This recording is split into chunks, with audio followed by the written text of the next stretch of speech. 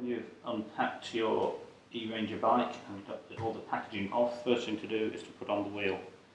You'll find this axle. It'll either be in the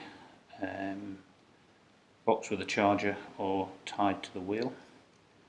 Just be careful not to lose these springs. So put the axle through there, one spring on that side, then put the other spring on there. Put the nut on and just tighten it 1 or 2 times. Okay, so once you've got the axle through, you need to put it in the frame. Just be careful to get the disc sliding into where the brakes are, and then push it right the way up. Tighten the nut this side until you've got some pressure on this cam here.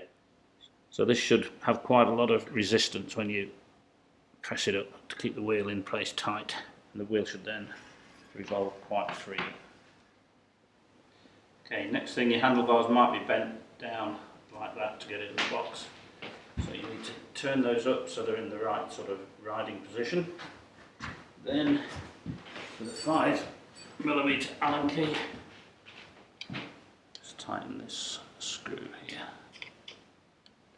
This can be adjusted after the bike's all been built to get your comfiest riding position. Okay, next thing to do is to straighten the handlebars. You may have one of these bungs in here which you need to take out. And do this screw down in there. Then holding the wheel still, turn the handlebars through until the wheel is at 90 degrees to the handlebars, and then give that a good tighten.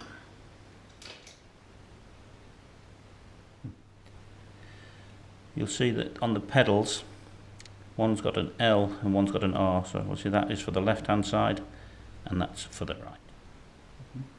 So to fit the left hand pedal, it's a left hand thread, so you need to turn it anti-clockwise.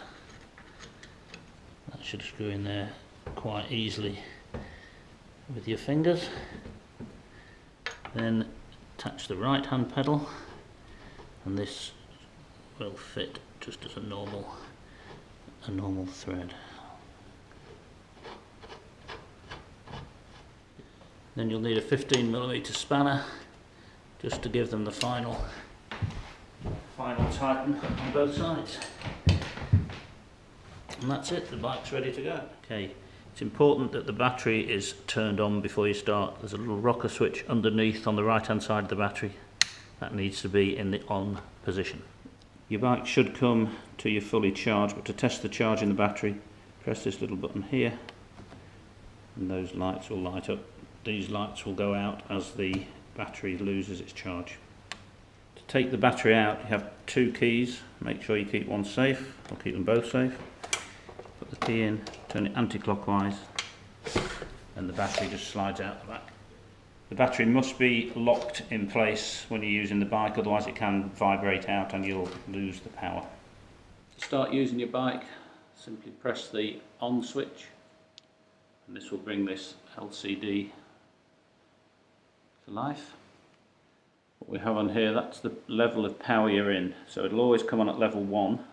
So as soon as you start pedaling, the motor will cut in at its lowest setting. If you want it just as a normal bike, press the minus button. If that's on 0, then it's just a normal bike. And you can go up and down through your power settings, depending on how much help you need from the motor. This also shows another battery indicator and your speedo and a trip meter. Okay, your bike's fitted with front and rear lights. To turn on the front light, just press and release the start button. That brings on the front light.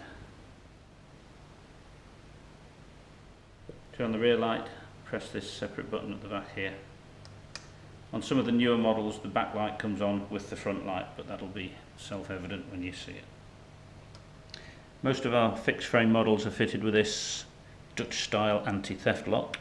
You put the key in, turn it fully clockwise, and there's a lever on the other side.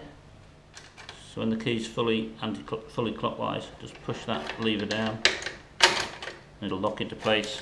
Remove the key and it locks the back wheel to stop anyone riding off.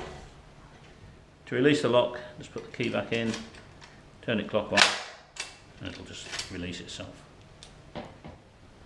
When you've finished using your bike, just press and hold on the start button, and that will switch off all the power.